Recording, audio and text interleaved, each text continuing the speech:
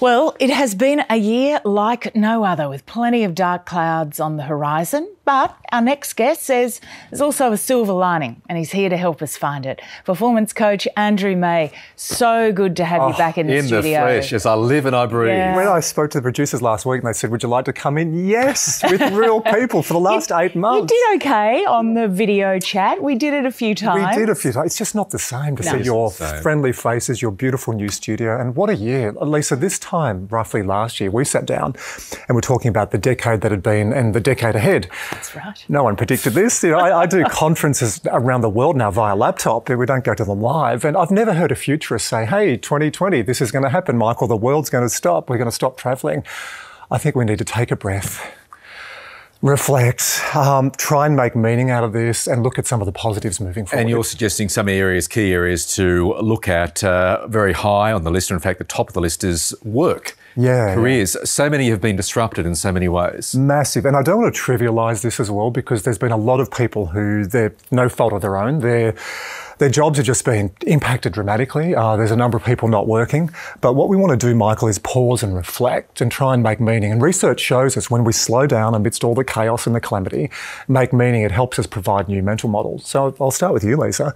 Have you done any reflection on the year that has just been, 2020? Yeah, look, honestly, when I knew you were coming on this morning, I thought, oh, we're going to get some tough questions. He's going to ask me, yeah. So you've made me try to find the bright moments of the year, and I think that there have actually been some, even though in Victoria we had a really tough lockdown. I've met a really great group of people in my close neighbourhood within a couple of blocks from where I live that I'm not sure I would have formed those relationships if I hadn't been forced into a lockdown. A lot of people have said that around community and connection. And Michael, you've had 2 weeks in isolation after covering the American election. So did you have time for reflection then? Well, see, I'm not normally a very reflective person, but looking back over the year and certainly spending the 2 weeks in quarantine, a bit along the lines of what Lisa said, spending more time with the family. I mean, and also just moving down from 5th gear to 2nd or 1st.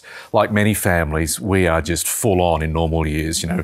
School events, sporting events, you name it, forever seeming to rush. Whereas this year, through the lockdown, we just had to sit back and smell the roses. Yeah, and that was a really good opportunity just to, as you say, sit back and breathe and reflect on the things that we all hold dear. I don't want to sound like too much of a Pollyanna though, because there are so many people who have done it really tough. So if there are people watching who lost their jobs or have lost loved ones. And we spoke to people on the program who lost people through coronavirus.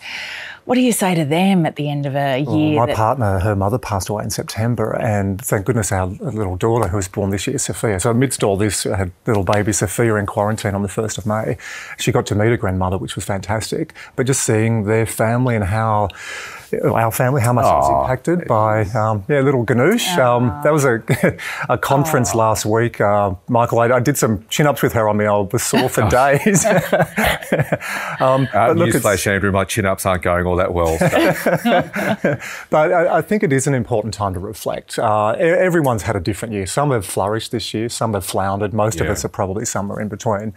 And just breathing and looking at it and trying to make meaning. And Michael, you said work is the first one. We had that graphic to look at those key areas. Like, what have you learned from work this year? I think we've all been digitised. We're all doing news breakfast from our home offices and home. Not us. Yeah, but just going through a couple of other things there. Relationships. Many relationships have been put under immense strain because of lockdown, people losing jobs. And it by definition takes a long time for relationships to bounce back. And redefine relationships, because I think when a couple of family, flatmates, when you've got this busy life and you're not at home much, it's okay. You can put up with some of the stuff. Or when you're there the whole time, you're homeschooling, you're dialing into work, like, oh my God, you're here again. So it has challenged relationships. But Lisa, as you said, the community aspect, walking around our community, I know so many more people. You used to just know their dogs' names. Hello, Fifi. Hello, Mittens. But now I know Ken owns Fifi, Audrey owns Mitten. So it's been a real connection and a slowing down with communities. Yeah. So we're all sort of, well, I shouldn't say we're all. A lot of people are saying, bring on 2021, just want to see the back of 2020. Your message is, well, hang on, let's actually think about the year that was. Don't just rush into the next year. And for a lot of people in Australia, we have a break now over Christmas. We don't in media, we don't in hospitality and a lot of essential workers. So try and have that break at the end of January. But just process and go through that list. What have you learned about your career? What different skills do you have? Lisa, you said it's not all bad. We've taken some good out of this. I don't think work, in fact, I know work will never be the same. So try and take some of what we've learnt this year into next year. And psychologists have studied this since the mid-90s. 2 psychologists from North Carolina University, Tedeschi and Colquhoun, big names, but they looked at growth that comes from stress. It's not all bad, called post-traumatic growth. Yeah, and a few key points emerging from that line of thought. So reflect on your strength this year. What have you been strong in? Is it physically, emotionally? Is it at work, really stepping up? New possibilities? We're all communicating so differently. Where is PK? Oh, that's right, he's at home. Yeah. We're all having the PK experience, and a couple of years ago, I flew to Amsterdam to do a conference. It was fantastic, go to Amsterdam, but it was a week basically to get there for a 1-hour conference. Yeah. So many people used to fly around Australia for a 1-hour meeting. I don't think we'll do that again. So it actually has opened up a lot more opportunity. Andrew, it's great to have you on the program. Thank you very much. Hope that we will see a lot more of you in 2021. Well, it's so nice seeing you face to face, and we're going to talk about these chin-ups as well in January. Yes. No, we're not. Thank you, Chin-ups Andrew. are hard, my friend. I know, and Andrew, to his credit, has tried to teach me how to do them, but my God. I sent Michael little snippets. Did you do any of those? I did, thank you. Yes, Andrew sent Yes. some lockdown quarantine workouts. I did, Yeah, all right. See my six-pack. We do not want to see your six-pack. No. We're getting wrapped up. No. I think we'll do that another time. Let's move on. Let's move on. Reflect. I'd like to see it. Thank you, Andrew. Great to see you. Thanks, Andrew.